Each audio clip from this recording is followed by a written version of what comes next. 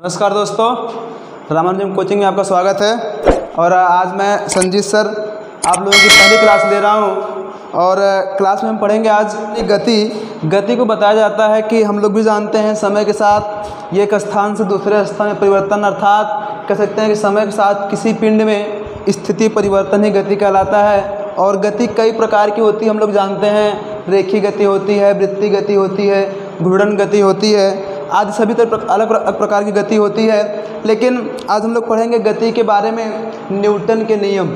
Newton ने गति के बारे में एक किताब लिखा था, प्रिंसिपिया, जिसको बार बार पूछा भी जाता है कि न्यूटन की लिखी गई किताब का नाम क्या है। उन्होंने प्रिंसिपिया नाम। न्यूटन ने गति के बारे में 3 नियम दिया था। पहला नियम था गति का प्रथम नियम, जिसे जड़त्व का नियम भी कहते हैं। इसे सर्वप्रथम गैलीलियो ने बताया था। दूसरा नियम है संवेग का नियम। तीसरा नियम है क्रिया प्रतिक्रिया का नियम। न्यूटन के गति के अभी हम लोग नियम पढ़े हैं, उस पर आधारित कुछ क्वेश्चन है, प्रश्न हैं जो आपको काम आएंगे। यहाँ पे दिखा है न्यूटन के गति के नियम को, फिर आपको खाली स्थान दिया है के रूप में जाना जाता है। ऑप्शन नंबर दिया है। अभी हमने बताया था, आपको जो पढ़ाया था तो बताया था न्यूटन के गति के प्रथम नियम को क्या कहते हैं या किस और नाम से जानते हैं। यहाँ पे दिया है वर्तन का नियम, विस्थापन का नियम, संवेग का नियम, या कोई भी विकल्प सही नहीं है।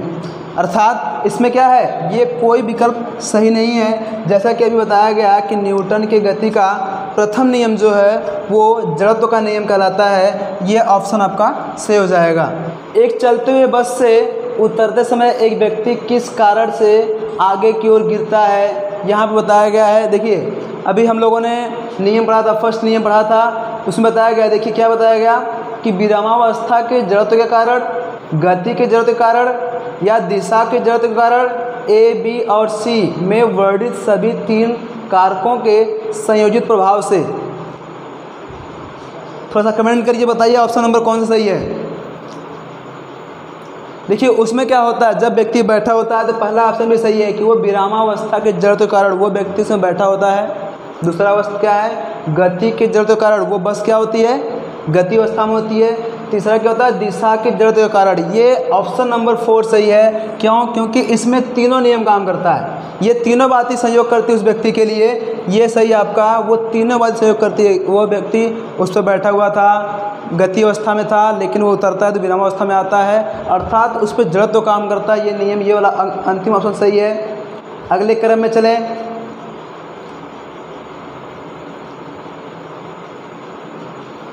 यहाँ पे लिखा गया जब एक लटकते हुए कालीन को छड़ी से पीटा जाता है तो उसमें से धूल के कण निकलने लगते हैं। यह किस घटना का सबसे अच्छा उदाहरण है।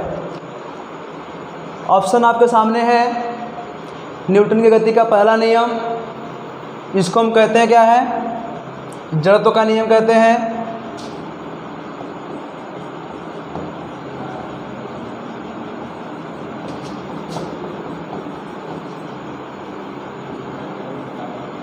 दूसरा क्या है, संवेग का नियम। तीसरा क्रिया प्रतिक्रिया का नियम। न्यूटन के गुरुत्वाकर्षण का नियम, अर्थात समझिए ध्यान से कि जो उसमें जो धूल के कण थे वो उस कालीन में चिपके हुए थे, अर्थात वो अपनी स्थिति विरामावस्था में बनाए हुए थे।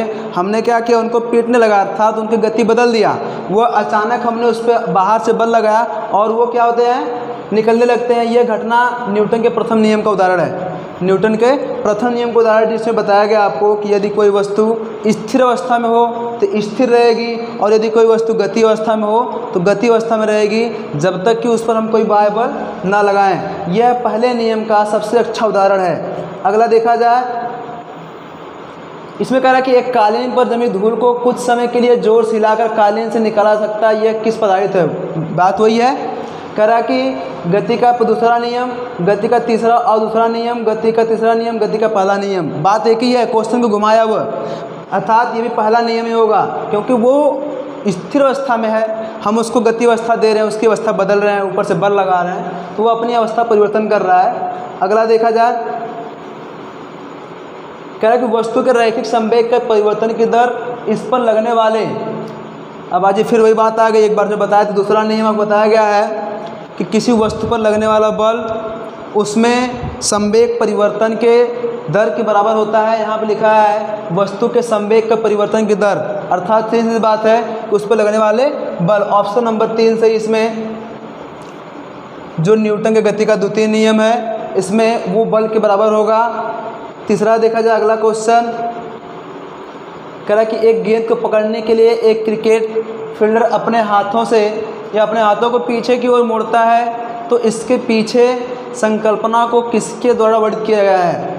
अभी हम दिखा थे एग्जाम्पल में कि जब कोई बॉल ऊपर से आती है तो उसको खिलाड़ी कैच करता है, तो अपने जहाँ से कैच करता है पीछे के डायरेक्शन ले जाता है, वह गति का द्वितीय नियम कहलाता है। यहाँ पे दिया है न्यूटन की गति का पहला नियम, न्यूटन की गति का दूसरा नियम, न्यूटन की गति का तीसरा नियम या जड़त्व का नियम, अर्थात ऑप्शन नंबर कौन सही है? ऑप्शन नंबर 2 सही है, क्योंकि वही बात एक ही है कि उस पर संवेग परिवर्तन की दर, जो उसके बॉल में संवेग था वो क्या कर रहा था, उस पर उन्होंने बल के उसको बल दे रहा था, तो वह उसी दिशा में पीछे की ओर जा रही है। यह न्यूटन का गति का द्वितीय नियम है। अगला क्वेश्चन देखा जाए, संवेग परिवर्तन की दर किसके बराबर होती है? ये जवाब आप लोग देंगे, कमेंट का इंतजार हो रहा है। हाँ, संवेग परिवर्तन की दर उस पर लागू बल या लगने वाले बल के बराबर होती है। इसमें ऑप्शन नंबर फर्स्ट सही है कि उस पर लगने वाले बल या लागू बल के बराबर होती है। ऑप्शन नंबर फर्स्ट सही है। अगला देखा जाए, तालाब के मैल या हरे शैवाल वाले रास्ते पर चलते हुए हम फिसलते हैं, क्योंकि अभी हमने थोड़ा सा जिक्र किया था कि जो पिंड लगातार गति कर रहा है वो कैसे रुकता है, किसके कारण रुकता है? घर्षण के कारण।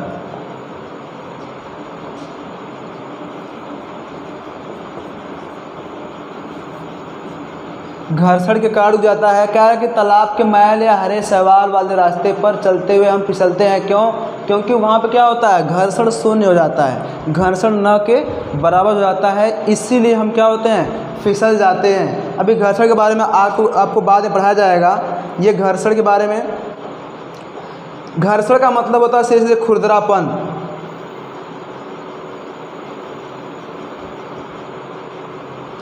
कह रहा है कि एक भारी लोहे के बक्से को ज़मीन पर रखा जाता है। एक व्यक्ति 200 न्यूटन के बल से साथ बक्से को धक्का देने की कोशिश करता है और बक्सा गति नहीं करता है। इसका अर्थ क्या है? मान लीजिए, सपोज करिए कि ये कोई बक्सा है, ये कोई बक्सा है। कह रहा है कि एक भारी लोहे के बक्से को ज़मीन पर रखा गया है। एक व्यक्ति 200 न्यूटन के बल, यह व्यक्ति इधर से 200 न्यूटन के बल से उसको क्या कर रहा है, धक्का दे रहा है, कोशिश करता है, और बक्सा गति नहीं करता है। इसका अर्थ क्या है? लेकिन ये पिंड यहाँ से अपनी स्थिति परिवर्तन नहीं कर रहा है। अर्थात कहने का मतलब ऑप्शन दिया है, घर्षण बल उस पर लगाए गए बल के बराबर है, घर्षण बल उस पर लगाए गए बल से कम है, घर्षण बल उस पर लगाए गए बल के बराबर है, या फिर उससे कम है, ऊपर में से कोई नहीं। ऑप्शन नंबर देखिए, इसमें 2 हो सकता है। 2 का मतलब देखिए कंफ्यूज करेगा। घर्षण बल उस पर लगाया गया बल के बराबर होगा, बराबर होगा तब क्या होगा, गति वो न तो वस्तु आगे जाएगी न तो पीछे जाएगी, वहीं की वहीं ठहरी रहेगी। अगर घर्षण बल से लगाया गया कम होगा तो ऑलरेडी वो कुछ नहीं करेगी, वहीं रह जाएगी, पीछे को धक्का देगी। कह रहा घर्षण बल उस पर लगाए गए बल के या तो बराबर है या तो उससे कम है। ये ऑप्शन सही है, ये वाला सही है, क्योंकि वो पिंड जितने घर्षण से यहाँ स्थिर है, या तो उससे कम बल होगा, या तो उससे कम होगा, या उसके बराबर होगा। लेकिन यदि उससे ज़्यादा होगा तो वह पिंड या बक्सा आगे की ओर गति कर जाएगा। ठीक, ऑप्शन नंबर 3 सही है। आगे देखा जाए, एक व्यक्ति लिफ्ट में खड़ा है, किस स्थिति में वह अपने वजन को वास्तविक वजन से कम पाता है? दिया लिफ्ट नियत त्वरण के साथ ऊपर की ओर बढ़ता है, लिफ्ट नियत त्वरण के साथ नीचे की ओर बढ़ता है, लिफ्ट एक समान वेग के साथ ऊपर की ओर बढ़ता है, लिफ्ट एक समान वेग से साथ नीचे की ओर बढ़ता है। इसमें यह पूछा गया है कि मतलब उसको अपना वास्तविक वजन जो होगा वो कम कब लगेगा? जब कोई वस्तु, जब क्या होगा, ये नीचे की ओर आएगी, लिफ्ट क्या होगी, नियत त्वरण से नीचे की ओर बढ़ती है। क्योंकि यदि लिफ्ट में आप लोग सफ़र किए होंगे, ये वाला आप लोग लिफ्ट में सफ़र किए होंगे, जब लिफ्ट नीचे की ओर आती है तो ऐसा लगता है कि मेरा वज़न कम है, लेकिन वही लिफ्ट जब ऊपर की ओर जाती है तो क्या लगता है, हमारा वज़न ज़्यादा है। अर्थात इसमें ऑप्शन नंबर 2 होगा, लिफ्ट नियत त्वरण से साथ नीचे की ओर बढ़ता है।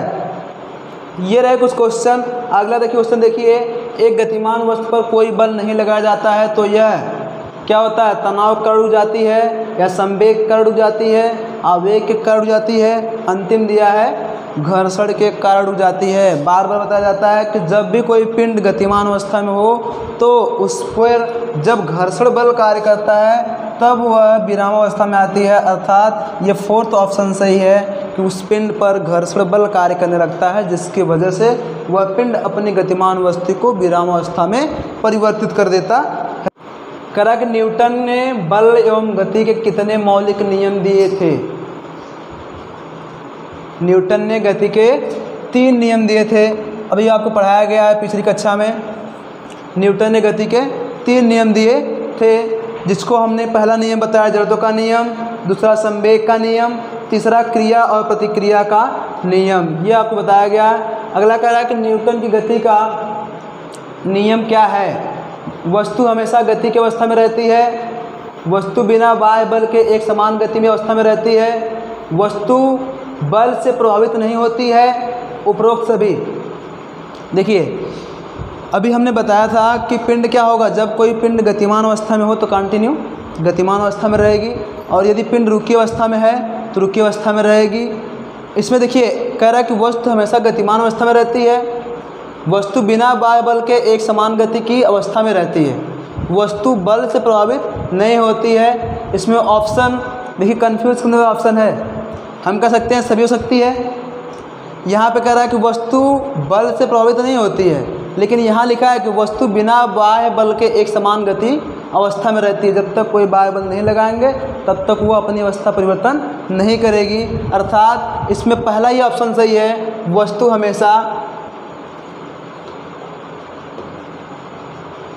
हमेशा गति अवस्था में है तो गति अवस्था में ही रहेगी। अगले क्वेश्चन में देखिए दिया है, क्या कारण है कि फुटबॉल को किक लगाते ही वह दूर चली जाती है और बड़े पत्थर पर किक लगाने से वह हिलता भी नहीं है? बस वही आपको पहला नियम काम करता है कि फुटबॉल का जड़त्व ज़्यादा होने से, फुटबॉल का जड़त्व कम होने से, पत्थर का जड़त्व ज़्यादा होने से, ए यहाँ लिखा बी और सी दोनों, बी और सी दोनों लिखा है, बी और सी दोनों, बी और सी दोनों। देखिए दोनों ऑप्शन एक ही है। यहाँ पे क्या होगा, क्या दिया है कि क्या कारण है कि फुटबॉल को किक लगा दे ही वह दूर चली जाती है और बड़े पत्थर पर किक लगाने से वह हिलता भी नहीं है। इसमें क्या हो जाएगा, फुटबॉल का जड़त्व कम होने। अंतिम क्वेश्चन आपका ये है, गति के पहले नियम को किस नाम से जाना जाता है? इसमें दिया है ऑप्शन घर्षण का नियम, जड़त्व का नियम, संवेग का नियम, गुरुत्वाकर्षण का नियम। देखिए आंसर भी दे दिया आपको, आंसर आपका ये है घर्षण का छोड़ के यहाँ पे लिखा है जड़त्व का नियम, ये ऑप्शन आपका सही है, ऑप्शन नंबर बी। ठीक, तो ये रहा आपका फर्स्ट टॉपिक। आज दोस्तों पहली वीडियो बनाया गया है जिसमें कुछ कमियां भी होंगी तो उसको क्षमा करिएगा। आइए नेक्स्ट वीडियो आपको अगली कक्षा मिलेगी। बहुत बहुत धन्यवाद। जय हिंद, जय भारत।